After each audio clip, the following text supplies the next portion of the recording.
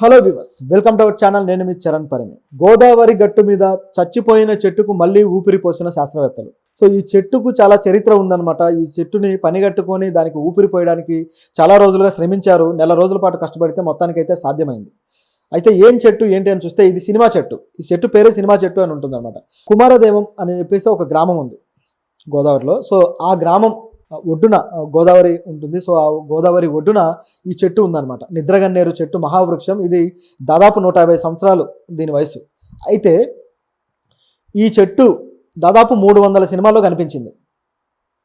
300 సినిమాల షూటింగ్లు ఈ చెట్టు కింద జరిగాయి. చెట్టు నీడన, అలాగే చెట్టు పరిసరాల్లో.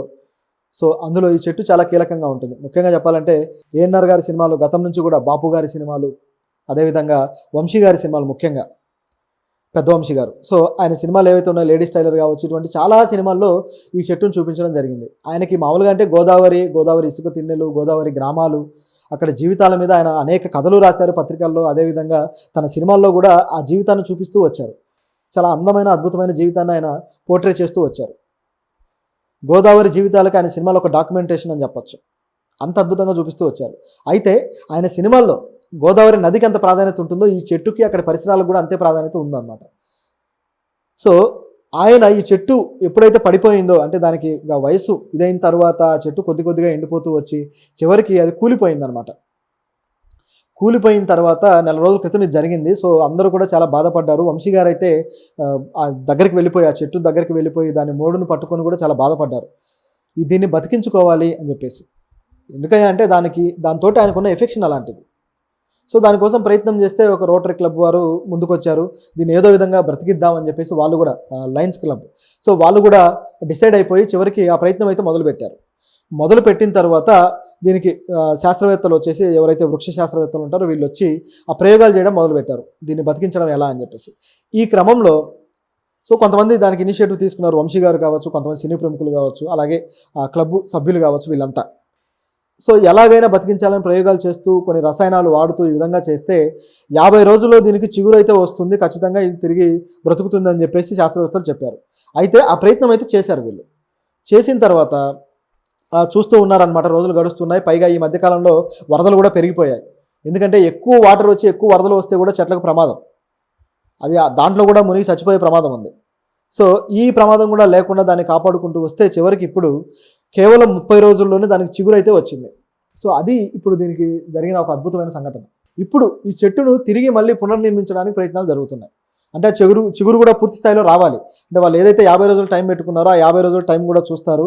దాని తర్వాత ఇంకొక 10-15 రోజులు కూడా చూసి పూర్తి స్థాయి చిగురు వస్తుంది అనే నిర్ధారణ అయిన తర్వాత ఇప్పుడు వాళ్ళు దాన్ని ఏం చేయబోతారంటే అదే లొకేషన్లో ఇంకాస్త బెటర్గా దాన్ని తిరిగి పాతబోతున్నారు.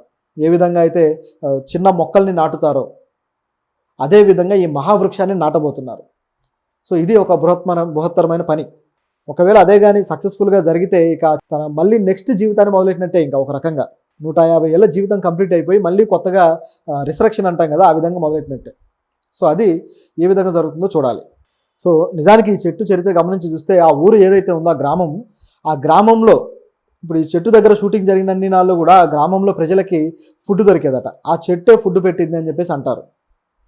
మరి ఎలా సాధ్యమైందయ్యా అంటే ఆ గ్రామంలో ఉన్న వాళ్ళందరికీ కూడా వర్కర్స్, వాళ్ళకి కావాలి కదా, కూలీలు కావాలి, అలాగే జూనియర్ ఆర్టిస్టులు కావాలి, రకరకాల పనులు చేయడానికి కావాలి. సో దానికి ఈ గ్రామంలో ఉన్న ప్రజల్ని పిలిచేవాళ్ళు. వీళ్ళందరూ అక్కడికి వచ్చి వాళ్ళ పని ఏదైతే ఉందో అది చేసి వాళ్ళు ఆ జీతం లేకపోతే ఆ డబ్బు అనేది తీసుకునేవాళ్ళు. ఈ రకంగా 300 సినిమాలు. అంటే ఇక చూడండి, గత 25 ఏళ్లలో నిజానికి మీరు చూస్తే 70s, 80s అలాగే 90s సినిమాల్లో మీరు గమనించవచ్చు ఈ చెట్టును కూడా. గోదావరి ప్రాంతాల్లో తీసిన చాలా సినిమాల్లో ఎక్కువగా వస్తుంది.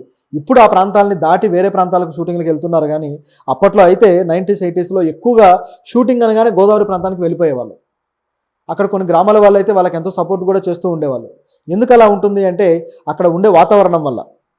అంటే అక్కడ గోదావరి నది పరివాహక ప్రాంతం అయి ఉండటము, అదేవిధంగా అక్కడి ఆ పురాతన కట్టడాలు ఏవైతే మండువా లోగిళ్ళు ఉన్న ఇల్లు కావచ్చు, సో ఈ టైప్లో ఉంటాయి కదా. సో అవి ఆ సినిమాల్లో అద్భుతంగా చూపించడానికి డైరెక్టర్స్కి అవకాశం ఉండేది.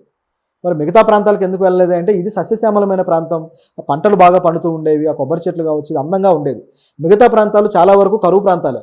ప్రకాశం చూసుకున్న, గుంటూరు చూసుకున్న చాలా ప్రాంతాల్లో గ్రామాల్లో అయితే పెద్దగా ఇటువంటి అందం ఉండేది కాదు. సో అందువల్ల అటువైపు ఎక్కువగా మొగ్గు చూపేవాళ్ళు కాదు. నిజానికి డైరెక్టర్లు, నిర్మాతలు వీళ్ళంతా కూడా గుంటూరు, కృష్ణా ప్రాంతం నుంచే ఉన్నారు ఎక్కువ శాతం. అలాగే ప్రకాశం నుంచి కూడా రామానాయుడు గారు లాంటి వాళ్ళు. సో అయినా సరే వీళ్ళు షూటింగ్లు అనగానే ఈ ప్రాంతాలకు వచ్చేవాళ్ళు. వాళ్ళ సొంత గ్రామాలకు కూడా పెద్దగా వెళ్ళింది తక్కువ. సో అటువంటి పరిస్థితిలో ఈ గోదావరి జిల్లాలు, ముఖ్యంగా గోదావరి గ్రామాల్లో ఇలాంటి ఒక బతుకుదెరువు మార్గం అయింది షూటింగ్ అనేది. సో చాలా రోజులుగా చూస్తే ఇప్పుడైతే పెద్దగా తగ్గిపోయింది. అదే చిన్న సినిమాలు అనేవి జరుగుతూ ఉన్నాయి వాస్తవానికి. ఆ మధ్యకాలంలో రాజావారు, రాణివారు పూర్తిగా అక్కడే తీసిన సినిమా. అదేవిధంగా కొన్ని చిన్న సినిమాలు చాలా ఉన్నాయి చెప్పాలంటే, అవన్నీ కూడా జరుగుతున్నాయి. ఈ మధ్యకాలంలో తీసిన సినిమాలు కూడా చాలా అందమైన, అద్భుతమైన జీవితాన్ని ఆయన పోర్ట్రే చేస్తూ వచ్చారు. గోదావరి జీవితాలకు ఆయన సినిమాలో ఒక డాక్యుమెంటేషన్ అని చెప్పొచ్చు. అంత అద్భుతంగా చూపిస్తూ వచ్చారు. అయితే ఆయన సినిమాల్లో గోదావరి నదికి ఎంత ప్రాధాన్యత ఉంటుందో ఈ చెట్టుకి అక్కడ పరిసరాలకు కూడా అంతే ప్రాధాన్యత ఉందన్నమాట. సో ఆయన ఈ చెట్టు ఎప్పుడైతే పడిపోయిందో, అంటే దానికి వయసు ఇదైన తర్వాత ఆ చెట్టు కొద్ది కొద్దిగా ఎండిపోతూ వచ్చి చివరికి అది కూలిపోయిందనమాట.